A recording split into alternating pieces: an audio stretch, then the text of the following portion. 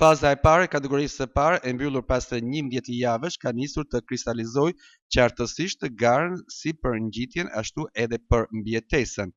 Në këtë panoramë, një nga historitë më të forta dhe më të papritura është ajo e Kukësit, një klub që deri pak vite më parë pretendonte trofe e luante në Kupat e Europës, por sot vuan një krizë të thellë identiteti dhe organizimi. Bilanci është i zhymt, vetëm 5 pikë të grumbulluar në 11 javë, e vetmja fitore ajo kundër Apollonis në javën e parë u duk më shumë si një iluzion fillestar sesa një bazë mbi të cilën të ndërtoi sezoni. Prej asaj ndeshje, Kuksi ka humbur busullën dhe nuk ka arritur të gjejë më as ritmin as stabilitetin.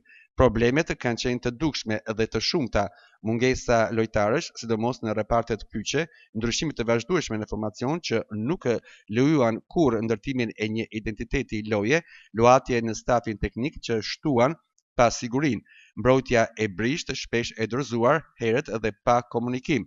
Kuksi sot duket si një skuadër që hyn në fushë pa bindje, pa siguri dhe me një barë të madhe psikologjike mbi supe. Statistikat e fazës së parë e bëjnë edhe më të qartë krizën. 7 gola të shënuar, sulmi më i dobët i kampionatit, 8 humbje, skuadra me më shumë humbje në këtë fazë, 1 fitore, 2 barazime, 8 humbje, ritëm që çon drejt kategorisë së dytë, jo drejt ringritjes.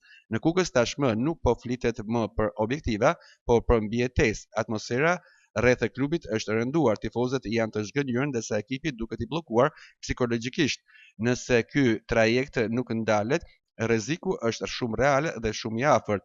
Zbritja në kategorinë e dytë, një goditje e rëndë për një klub që para pak vitesh shpallej kampion i Shqipërisë. Humbja e identitetit sportiv që është goditja më e vështirë për tu rikuperuar.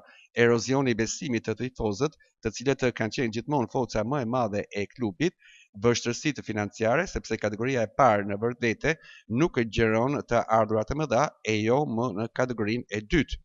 Sot Kuksi ndodhet në një kryqëzim historik ose të gjejë forcën për të rigrupuar, për të ndërtuar një identitet të ri dhe për të luftuar deri në fund, ose rënja do të bëhet e pashmangshme.